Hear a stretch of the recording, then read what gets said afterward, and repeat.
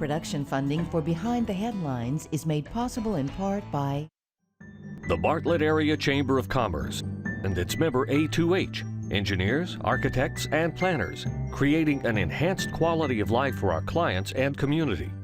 To learn more about A2H's services and markets, visit a2h.com. the WKNO Production Fund, the WKNO Endowment Fund, and by viewers like you. Thank you. The growth in the local beer community tonight on Behind the Headlines.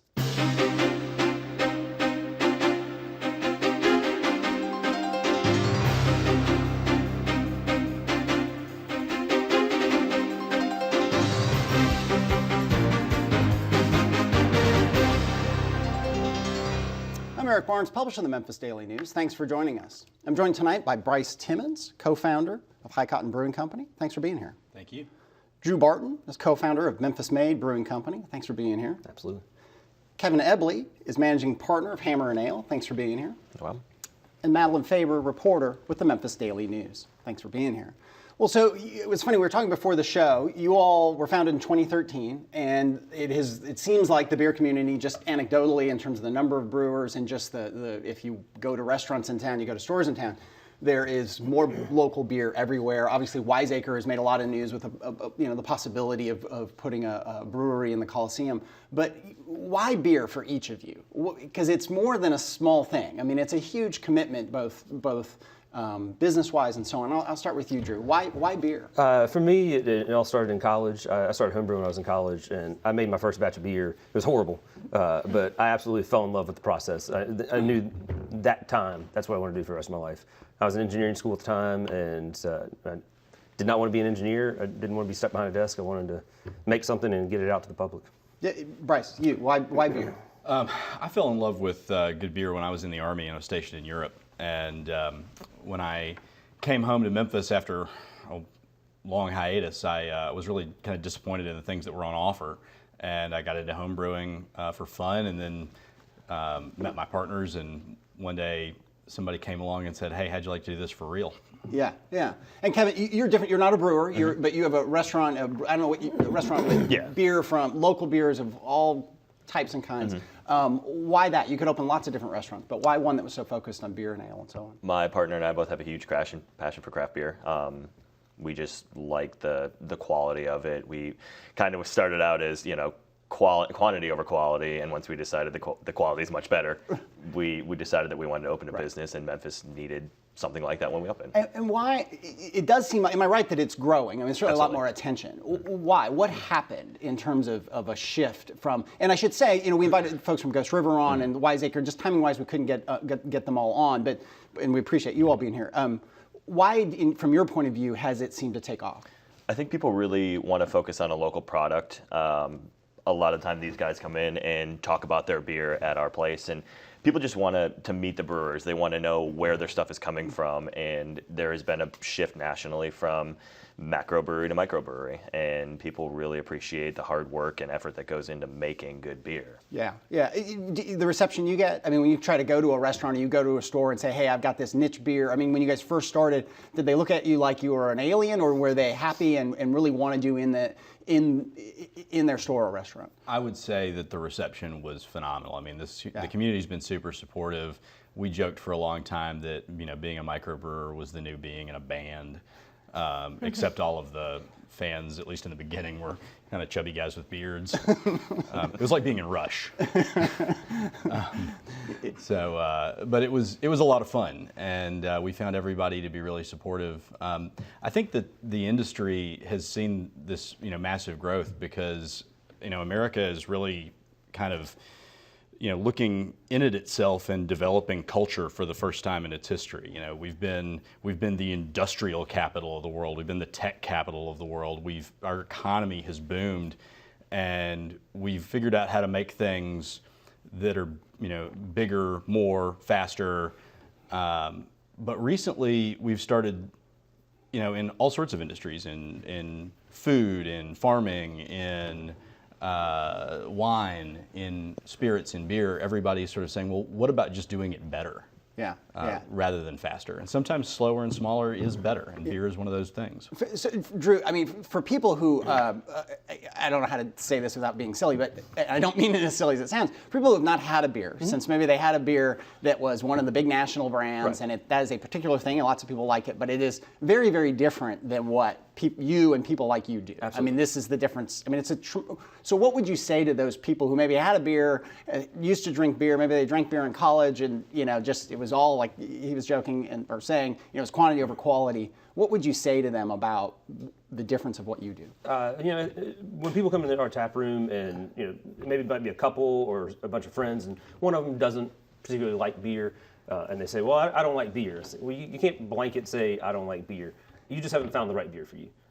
And there's some people that just aren't going to like beer. Sure. That might be true. But there's probably going to be some product out there that they like. There's such a variety of flavors in the craft beer industry that there's probably going to be something they just didn't even know fit that category of beer.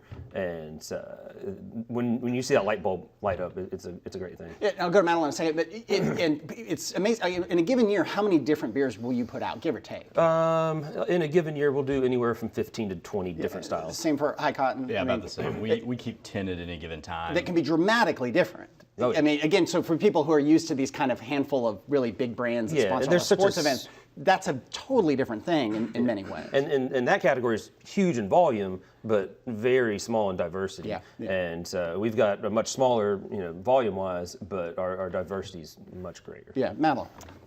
Kevin, from a retail perspective, how do you think the appetite for beer has grown, or whatever the liquid form of appetite is? Have you noticed that with an increase in breweries, have Absolutely. more beer drinkers come about? Again, nationally, it's such a huge thing right now with craft beer. So people really want to focus on local beer. So, these guys are putting out a ton of beer, and people just flock towards it. I mean, everybody wants the new, fresh thing, and that's interesting with craft beer because there's always something new. So you're always finding new tastes and new styles, and honestly, the same styles are vastly different from brewery to brewery. So there's a huge demand for it, and it's gotten busier and busier over the last 3 years, especially in Memphis. I mean, we're kind of catching up to a lot of other places in the country, and it's really a fun time for craft beer right now in Memphis. What are some ways that you have changed the layout or offerings at Hammer and Ale to reflect changes in demand? It's usually, again, just trying to keep it as new and fresh as possible. Unfortunately for these guys, they have to make the new thing. We just have to sell it. So it's just trying to keep everything up to trend.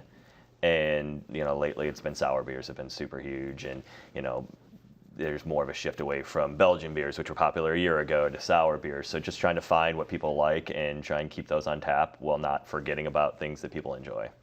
And is there, I mean, let's talk about competition for a second. There are more breweries now than there were however many years ago. Is that a good thing? I mean, and are there more competitors to you, to Hammer and Ale out there, and is that a good thing? Absolutely. I mean, competition's always better. It makes us better.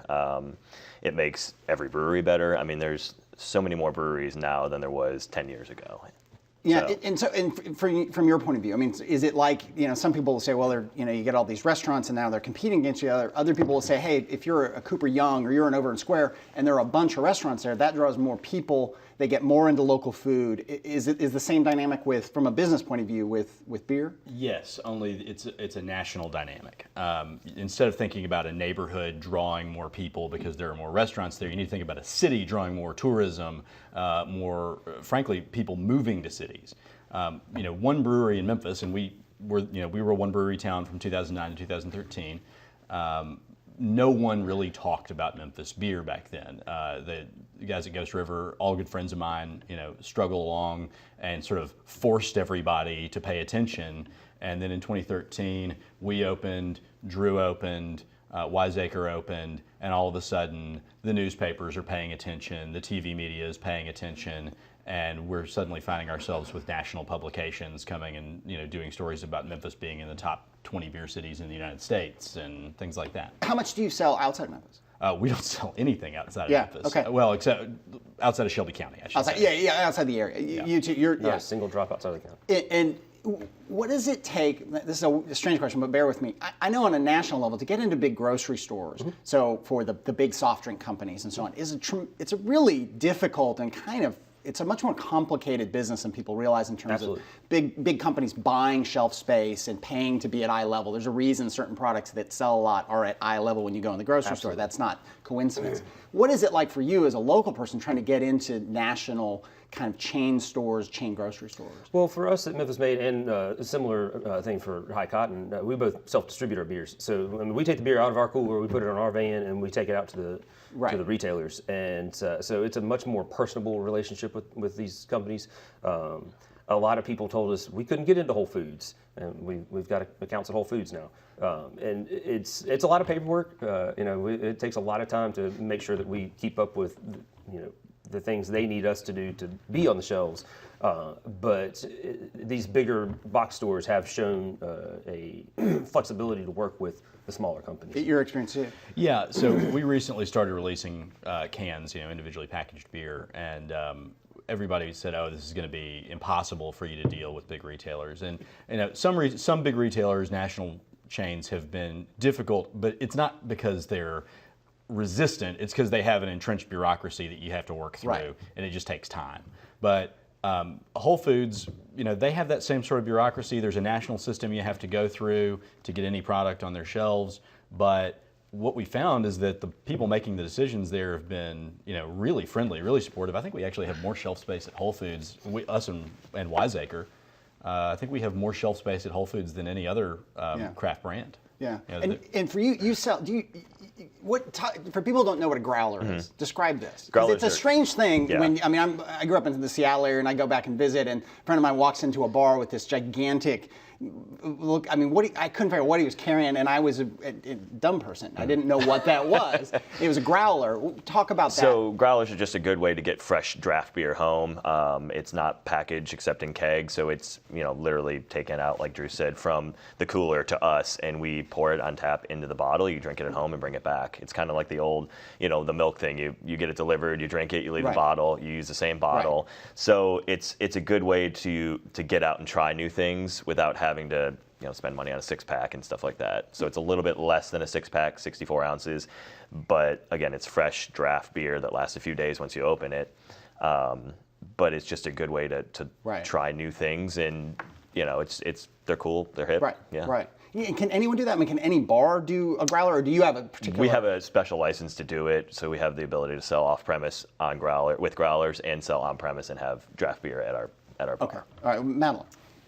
Drew, you cut your teeth at some established breweries. Could you speak about how Memphis's local market compares to some of our peer cities? I thought you were talking about my chipped tooth at first. Oh.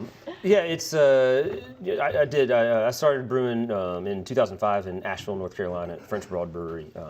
And when I started out there were 4 breweries at the time.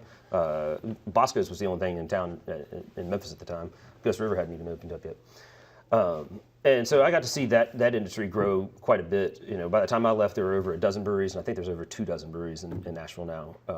And so, I was in on the sort of the front line in Asheville, and certainly the front line here in Memphis. And so I could see where the potential can go, and we've certainly got the customer base for it.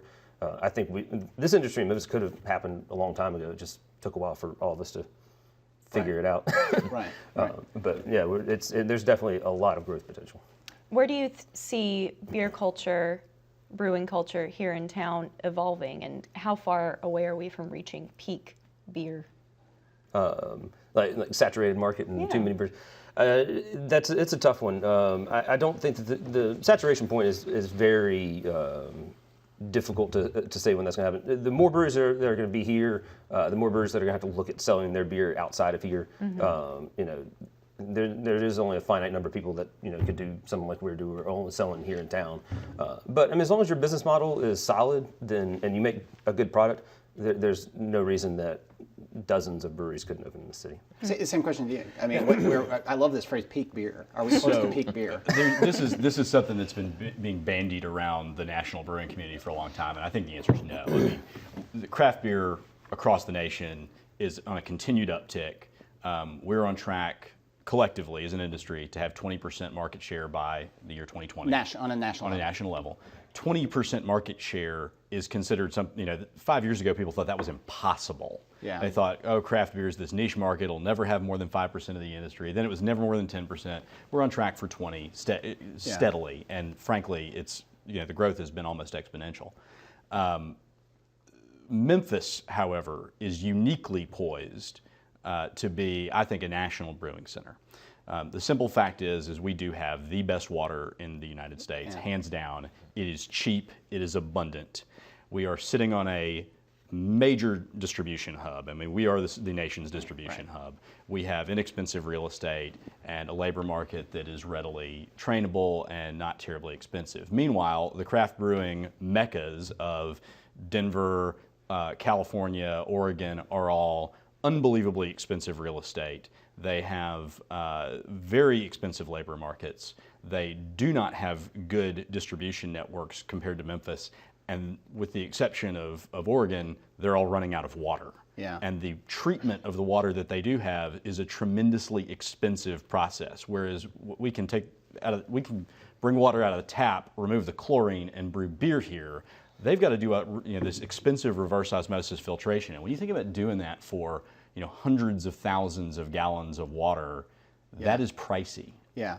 Yeah, and the water thing is interesting. It's not, I mean, there's a whole push, the Chamber of Commerce, are pushing this water as a resource, as an economic development resource. But you were nodding your head. I mean, the water, I guess you've worked in other places.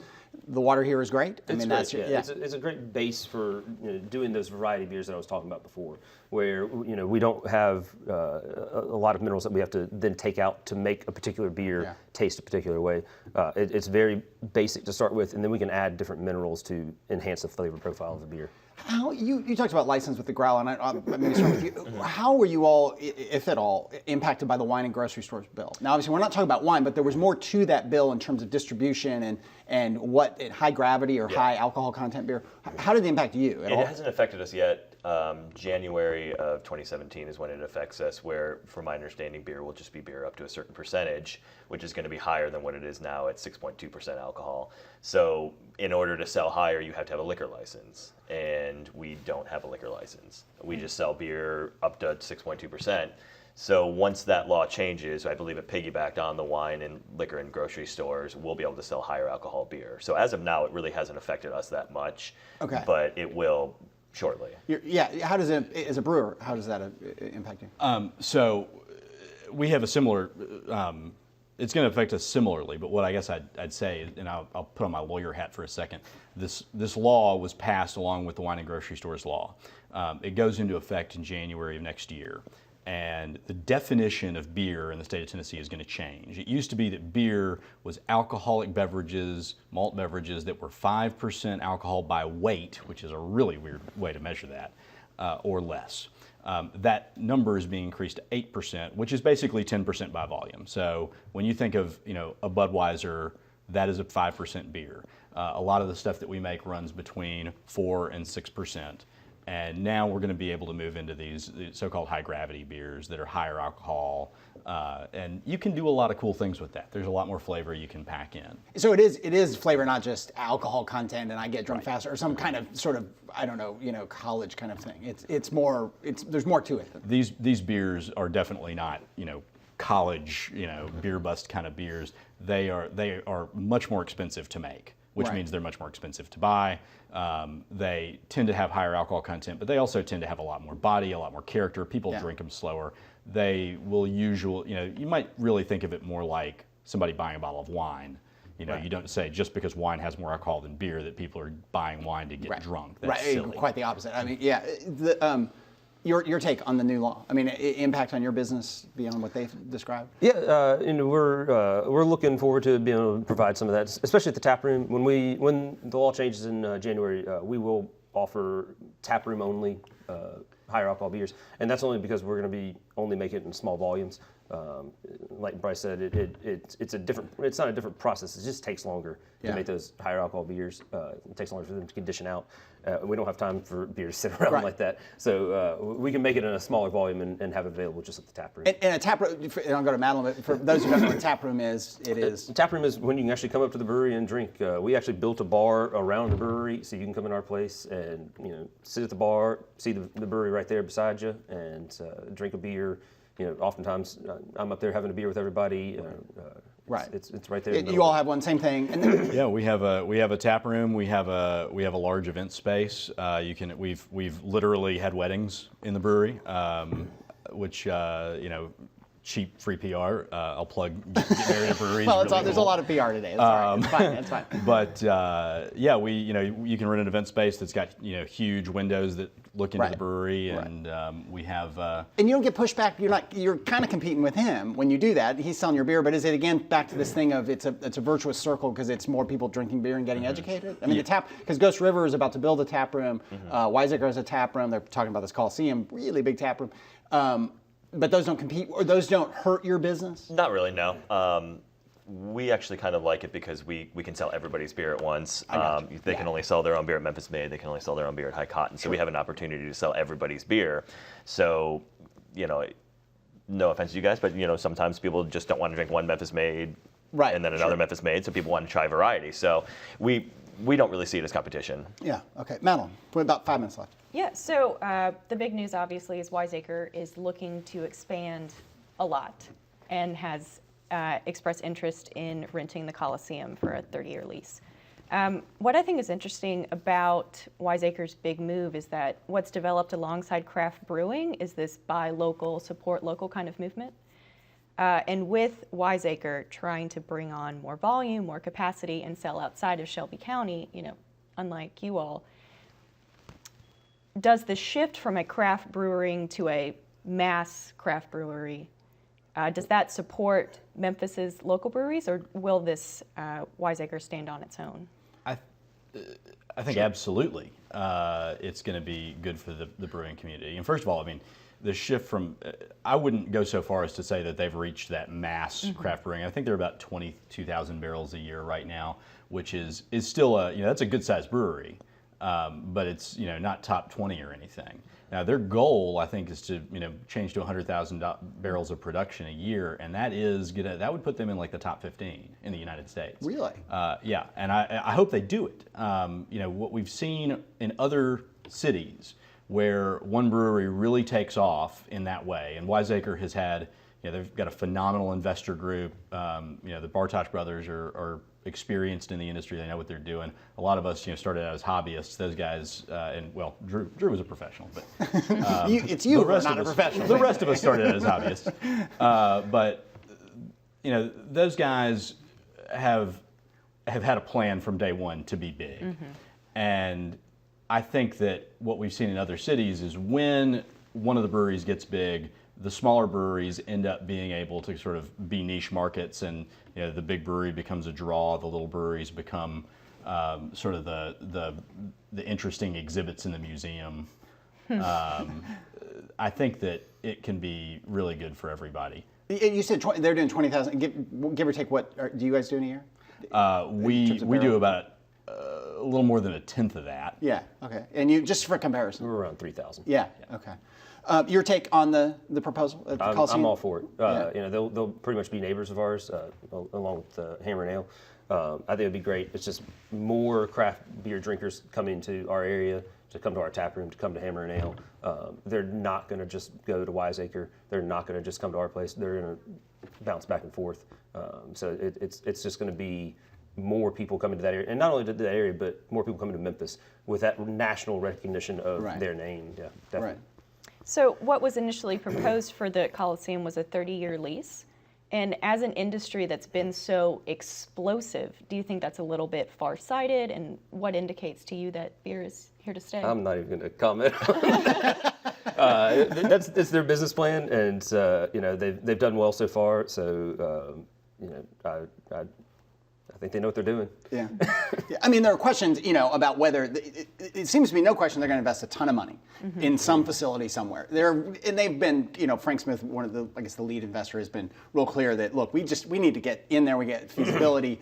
It may not be possible, and there are people who have some doubts whether it's possible. But I don't think there's any doubt that they're about to invest a huge amount of money, which says to your point, whether it's in the Coliseum, which would be kind of iconic, or it's in some warehouse, it's a huge investment and speaks to the kind of dynamic you've been talking about. A quick. Meanwhile, I don't know how this impacts you. I'll turn to you.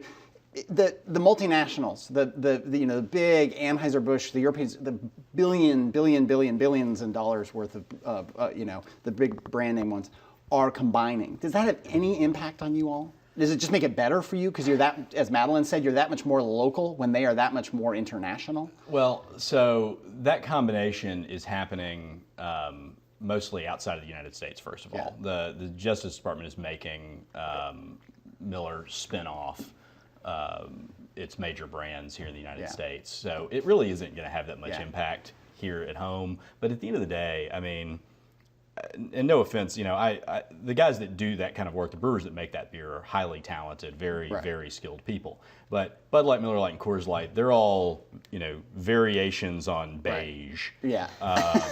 If you... I was trying to avoid something like that, but that's fine. But I mean, that's beige is fine. Yeah. Right. But that's... Okay, no, we're going to end on that note. And the other one, Crosstown Brewing Company. Are there any others that I should give a shout out to who are coming? They're more on the way, we think, but we know Crosstown's going to get one. I'm out of time, but thank you all for being here. Thank you for joining us. Join us again next week. Good night.